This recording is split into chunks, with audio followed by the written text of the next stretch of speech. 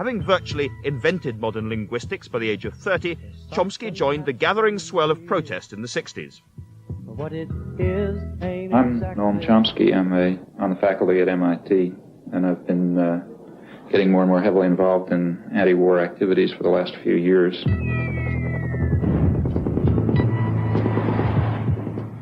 Since then, Chomsky has championed a brand of anarchism, becoming deeply hostile to established power and privilege. And in recent years, he's refined what he calls the propaganda model of the media. Well, on a brighter note, commercial break. The government. He claims that the mass media brainwash under freedom. Not only do the media systematically suppress and distort, when they do present facts, the context obscures their real meaning. Stop about every 1,000 miles ain't asking too much, is it? You might wish to stay on and listen. The invasion of East Timor by the Indonesian army caused indescribable slaughter. Hundreds of thousands died. But it was more or less ignored by the mainstream Western media because, Chomsky argues, we were selling arms to the aggressors. But wars where the West's interests are directly involved get a different treatment. For Chomsky, coverage of the Gulf War was servile. Trivial criticisms were aired, fundamental ones were ignored. Professor Chomsky, could we start by listening to you explain what the propaganda model, as you call it, is? For many people, the idea that propaganda is used by democratic rather than merely authoritarian governments will be a strange one. Well, the term propaganda fell into disfavor at around the Second World War, but in the 1920s and the 1930s, it was commonly used and, in fact, advocated, not by leading intellectuals, by the founders of modern political science, by Wilsonian progressives, and, of course, by the public relations industry, as a necessary technique to overcome the danger of democracy.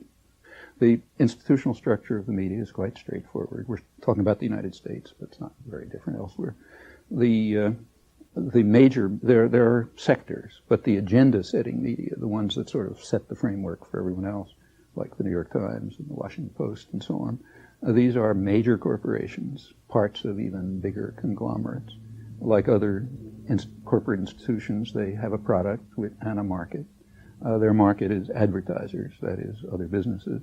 Their product is relatively privileged audiences, more or less. So they're selling audiences to They're other selling corporations. privileged audience. These are big corporations selling privileged audiences to other corporations. Now the question is, what picture of the world would a rational person expect to come out of this structure? And then we draw some conclusions about what you'd expect, and then we check, and yes, that's the picture of the world that comes out. And is this anything more than the idea that basically the press is relatively right-wing, with some exceptions, because it's owned by big business, which is a truism, is well known? Well, I would call the press relatively liberal. Here I agree with the right-wing critics.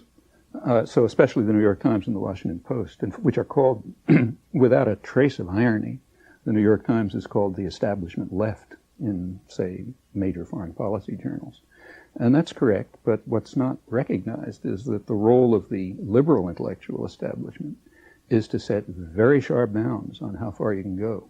This far and no further. Give me some examples of that. Well, let's take, say, the Vietnam War. Probably the leading critic, and in fact one of the leading dissident intellectuals in the mainstream, is Anthony Lewis of the New York Times, who did finally come around to opposing the Vietnam War about 1969, about a year and a half after corporate America had more or less ordered Washington to call it off. And his picture from then on is that the war, as he put it, began with blundering efforts to do good, but it ended up by 1969 being a disaster and costing us too much. So what would the criticism. What would the non-propaganda model have told Americans about the Vietnam War at the same time? Same thing that the mainstream press was telling them about Afghanistan. The United States invaded first of all, in the 1950s, had set up a standard Latin American-style terror state, which had massacred tens of thousands of people, but was unable to control a local uprising, and everyone knows, at least every specialist knows that's what it was. And when Kennedy came in 1961, they had to make a decision because the government was collapsing under local attack. So the U.S. just invaded the country. In 1961, the U.S. Air Force started bombing South Vietnamese civilians, authorized napalm, crop destruction. Then in 1965, February 1965, the next major escalation took place against South Vietnam, not against North Vietnam. That was a sideshow. That's what an honest press would be saying, but you can't find a trace of it. Now, if the press is a censoring organization, tell me how that works. You're not suggesting that proprietors phone one another up, or that many journalists get their copy spiked, as we say? It's actually, Orwell, you may recall, has an essay called Literary Censorship in England, which was supposed to be the introduction to Animal Farm, except that it never appeared, in which he points out, look, I'm writing about a totalitarian society, but in free democratic England, it's not all that different. And then he says unpopular ideas can be silenced without any force. And then he gives a two-sentence response, which is not very profound, but captures it. He says two reasons. First, the press is owned by wealthy men who have every interest in not having certain things appear. But second, the whole educational system, from the beginning on through, just gets you to understand that there are certain things you just don't say. Well, spelling these things out, that's perfectly correct. I mean, it's the first sentence is what we expand. This is what I don't get, because it suggests that, I mean, I'm a journalist, people like me are self-censoring. No, not self-censoring. There's a filtering system that starts in kindergarten, it goes all the way through, and it doesn't work 100%, but it's pretty effective. It selects for obedience and subordination. And especially, I think that so stroppy people won't make it to positions of influence. Behavior problems, or if you read applications to a graduate school, you see that people will tell you he's not doesn't get along too well with his colleague. You know how to interpret those things. I'm just interested in this because I was brought up, like a lot of people, probably post the Watergate film and so on, to believe that journalism was a crusading craft and that there were a lot of disputatious, stroppy, difficult people in journalism. And I have to say, I think I know some of them. Well, I know some of the best known investigative reporters in the United States. I won't mention names because whose attitude toward the media is much more cynical than mine. In fact, they regard the media as a sham, and they know and they consciously talk about how they try to play it like a violin. If they see a little opening, they'll try to squeeze something in that ordinarily wouldn't make it through. And it's perfectly true that I'm sure you're speaking for the majority of journalists who are trained, have it driven into their heads that this is a crusading profession, adversarial, we stand up against power, a very self-serving view. On the other hand, in my opinion, I hate to make a value judgment, but the better journalists, and in fact the ones who are often regarded as the best journalists, have quite a different picture, and I think a very realistic one. How can you know that I'm self-censoring? How can you know don't say that you're journalists self-censoring. I'm sure you believe everything you're saying. But what I'm saying is if you believe something different, you wouldn't be sitting where you're sitting. We have a press which has, seems to me, a relatively wide range of view. There is a pretty small c conservative majority, but there are left-wing papers, there are liberal papers, and there is a pretty large offering of views running from the far right to the far left for those who want them. I don't see how a propaganda model can... That's not quite true. I mean, there have been good studies of the British press, and you can look at them by James Curran as the major one, which points out that up until the 1960s, there was indeed a kind of a social democratic press which sort of represented much of the interests of working people and ordinary people and so on, and it was very successful. I mean, the Daily Herald, for example, had not only it had far higher circulation than other newspapers, but also dedicated circulation.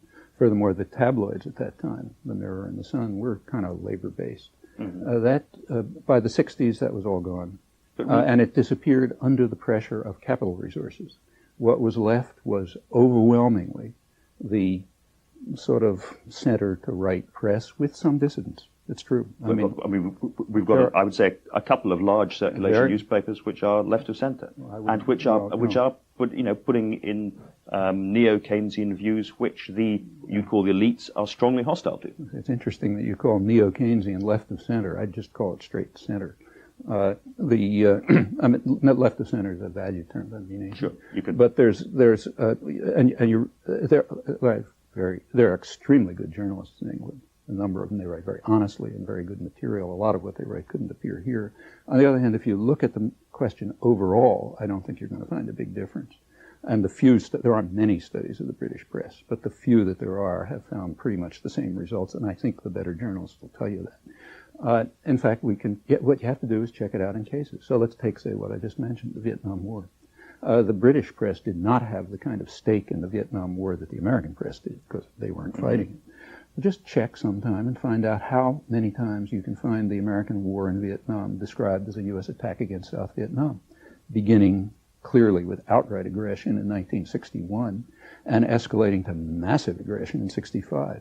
If you can find 0.001% of the coverage saying that, you'll surprise me. Well, and in a free press, 100% of it would have been saying that. Now, that's just a matter of fact. It has nothing to do with left and right.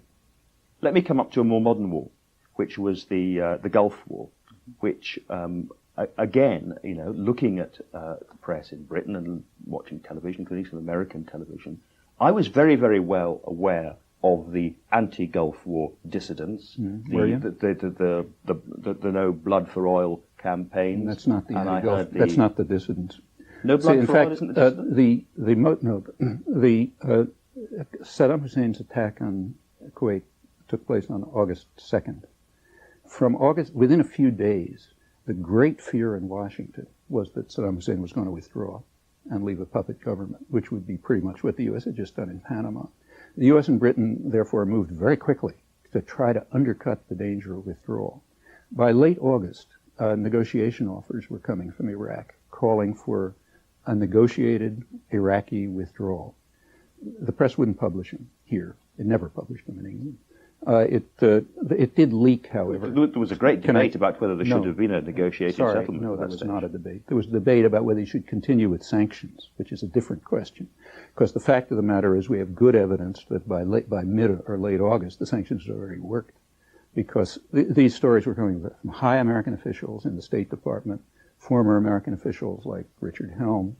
They couldn't get the mainstream press to cover them, but they did manage to get one journal to cover them, Newsday. That's a suburban journal in Long Island. The purpose, obviously, being to smoke out the New York Times, because it's the only thing that matters. It came out in Newsday, and this continued. I won't go through the details, but this continued until January 2nd. At that time, the offers that were coming were apparently so meaningful to the State Department that State Department officials were saying that, look, this is negotiable, meaningful, maybe we don't accept everything, but it's certainly a basis for negotiated withdrawal. The press would not cover it. Newsday did. A few other people did. I have a couple of op-eds on it. And to my knowledge, you can check this, the first reference to any of this in England is actually in an article I wrote in The Guardian, which was in early January. You can check and see if there's an earlier reference. Okay, let's look at one of the other key examples, which you've looked at too, which would appear to go against your idea, which is the Watergate. Watergate is a perfect example. We've discussed it at length in our book, in fact, and elsewhere. It's a perfect example of the way the press was subordinated to power. But this brought down a president. Let me give you just a minute. Let's take a look. What happened there, here it's kind of interesting, because you can't do experiments in history, but here history was kind enough to set one up for us. The Watergate exposures happened to take place at exactly the same time as another set of exposures, namely the exposures of COINTELPRO. Oh, sorry, you have to explain that. It's interesting that I have to explain it because it's vastly more significant than Watergate. That already makes my point. COINTELPRO was a program of subversion carried out not by a couple of petty crooks, but by the National Political Police, the FBI, under 4 administrations. It began in the late Eisenhower administration, ran up till... This is aimed at the Socialist Workers' Party of America. The Socialist Workers' Party was one tiny fragment of it. It began, by the time it got through, I won't run through the whole story, it was aimed at the entire New Left, at the women's movement, at the whole black movement. It was extremely broad. Its actions went as far as political assassination. Now, what's the difference between the two? Very clear. In Watergate, Richard Nixon went after half of U.S. private power, namely the Democratic Party, and power can defend itself. So therefore, that's a scandal. He didn't do nothing happened. Look, I was on Nixon's enemies list. I didn't even know. Nothing ever happened. But nonetheless, you wouldn't say it was an insignificant event. No, it was a case where half of U.S. power defended itself, against a person who had obviously stepped out of line. And the fact that the press thought that was important shows that they think powerful people ought to be able to defend themselves. Now, whether there was a question of principle involved happens to be easily checked in this case. One tiny part of the COINTELPRO program was itself far more significant in terms of principle than all of Watergate. And if you look at the whole program, I mean, it's not even a discussion. But you have to ask me what COINTELPRO is. You know what Watergate is. There couldn't be a more dramatic example of the subordination of the educated opinion to power here in England as well as in the United States. I know you've concentrated on foreign affairs and some of these key areas, things we've been talking a lot about domestic politics. But, well, I'd like to come on to that, because it still seems to me that on a range of pretty important issues for the establishment, there is serious dissent. Right. Gingrich and his neo-conservative agenda in America has been pretty savagely lampooned. Mm-hmm. The apparently fixed succession for the Republican candidacy at the presidential election has come apart. Clinton, who is a powerful figure, is having great difficulty with Whitewater. Everywhere one looks, one sees disjunctures, openings. Within a spectrum so narrow that you really have to look hard to find it. Well, can I just stop you there? Because you say the spectrum is narrow, but on the one hand, we've got flat tax Republicans right the way through to relatively big state Democrats. Find one. Find a big state Democrat. The position now is exactly what Clinton said. The era of big government is over. Big government has failed. The war on poverty has failed. We have to get rid of this entitlement business. That was Clinton's campaign message in 1992. That's the Democrats. What you have now is a difference between sort of moderate Republicans and extreme Republicans. Actually, it's well known that there's been a long-standing sort of split in the American business community. It's not precise, but it's sort of general, between high-tech, capital-intensive, internationally oriented business, which tends to be what's called liberal, and lower-tech, more nationally oriented, more labor-intensive industry, which is what's called conservative.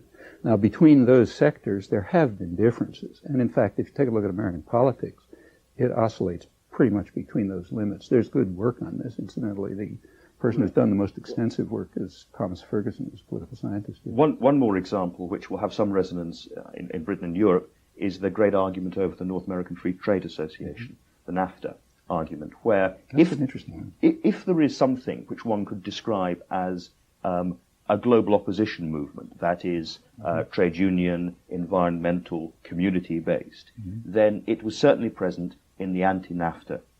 Shall I tell you what happened? Well, shall I tell you what happened? All I was going to say is that those arguments were we were well aware of those arguments. That is flatly false. They were not permitted into the press, and I've documented this. I'll give you references if you like. We read all about it in Britain, is all I would say. No, you did not. For example, let me ask you, did you read the report of the Office of Technology Association of Congress? Well, did you read the report of the Labor Advisory Committee? Well, I don't get these reports, but I read many articles about the anti-NAFTA argument. I'll tell you what. Some very vivid stuff. Well, if you're interested in the facts, I'll tell you what they are, and I'll even give you sources. The NAFTA agreement was signed more or less in secret by the three presidents in mid-August at the time of the Congress, right in the middle of the presidential campaign in mid-August. Now, there's a law in the United States, 1974 Trade Act, which requires that any trade-related issue be submitted to the Labor Advisory Committee, which is union-based, for assessment and analysis. It was never submitted to them. A day before they were supposed to give their final report in mid-September, it was finally submitted to them. They were the unions are pretty right-wing, but they were infuriated. They had never been shown this. They had even at the time that they had the right to report, they were given 24 hours to write the report. They didn't have time to look at the text. Nevertheless, they wrote a very vigorous analysis of it with alternatives presented, saying, look, we're not against NAFTA, we're against this version of it. They gave a good analysis. Happened to be very similar to one that had been given by the Congressional Research Service, the Office of Technology Assessment. None of this ever entered the press. The only thing that entered the press was the kind of critique that they were willing to deal with. Mexico bashing, right-wing nationalists, and so on. That entered the press, but not the critical analysis of the labor movement. Well, somehow by process of osmosis or something, I pick up quite a lot of anti-NAFTA arguments on the basis of worker protection, environmental degradation. May I continue? This goes on in the press right until the end. By the end, there were big popular movements opposing it. It was extremely hard to suppress all of this, to suppress everything coming out of the labor movement, out of the popular movements, and so on. But they did. At the very end, it had reached such a point that there was concern that they might not be able to ram this through. Now, take a look at the New York Times and the Washington Post, say the liberal media and the national ones in the last couple of weeks. And I'll tell you, I've written about it and tell you what you find. What you find is 100% support for NAFTA, refusal to allow any of the popular arguments out, tremendous labor bashing. Can I come back to make sure that I understand the point about the liberal press as against the conservative press? Because in Britain, over the last 2 years, politicians I come across are deeply irritated, ranging on furious, about attacks on them in the press, day after day, on issues which have come to be known as sleaze. They feel that they are harassed, that they are misunderstood, and that the press has got above itself, is uppity, and is destructive. That's the message that they are giving to us. Now, are you saying that that whole process doesn't matter, as it were, because it's all part of the same...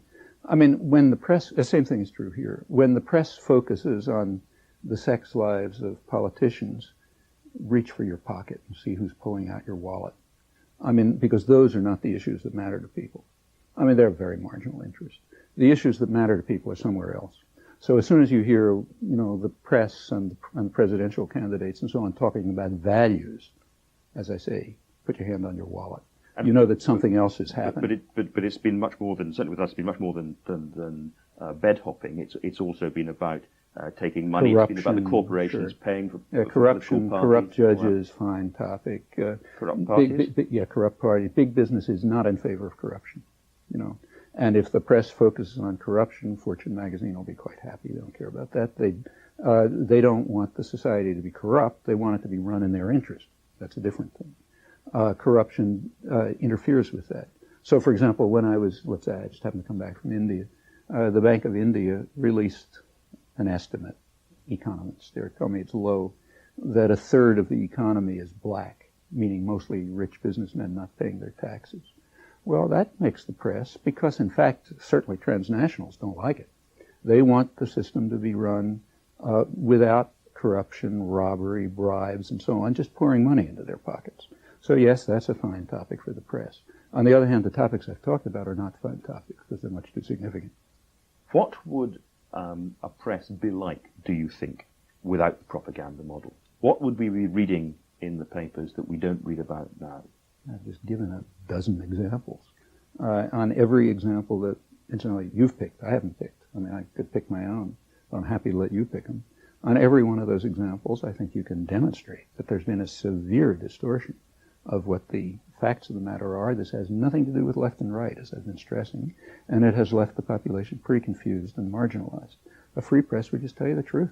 This has nothing to do with left and right. And given the power of big business, the power of the press, what can people do about this? They can do exactly what people do in the Haitian slums and hills, organize. In Haiti, which is the poorest country in the hemisphere, they created a very vibrant, lively civil society in the slums, in the hills, in conditions that most of us can't even imagine.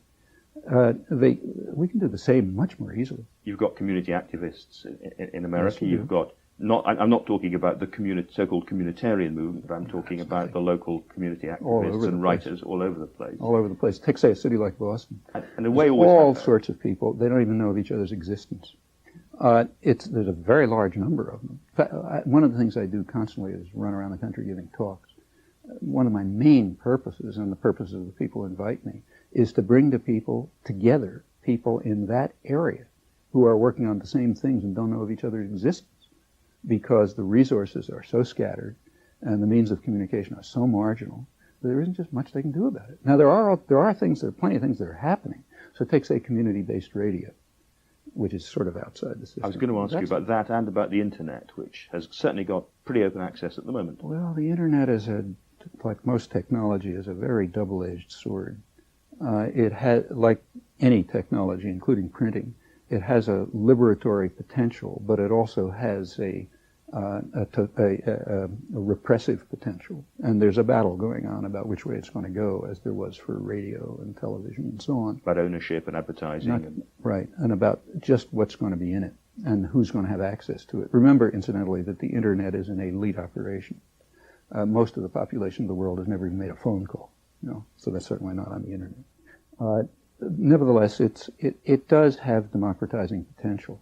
And there's a struggle going on right now as to whether that's going to be realized or whether it will turn into something like a home marketing service and a way of marginalizing people even further. That discussion went on in the 1920s over radio, and it's interesting how it turned out.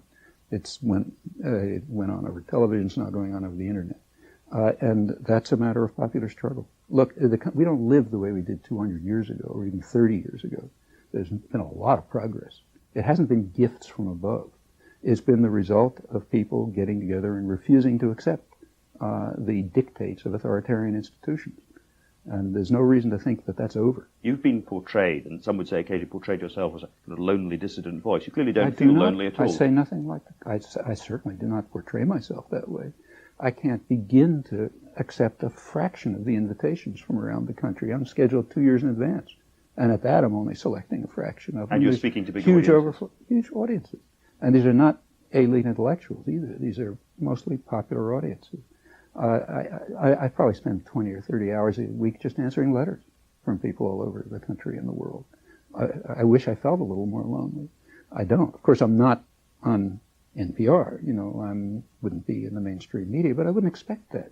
Why should they offer space to somebody who's trying to undermine their power and to expose what they do? But that's not loneliness. Professor Chomsky, thank you very much.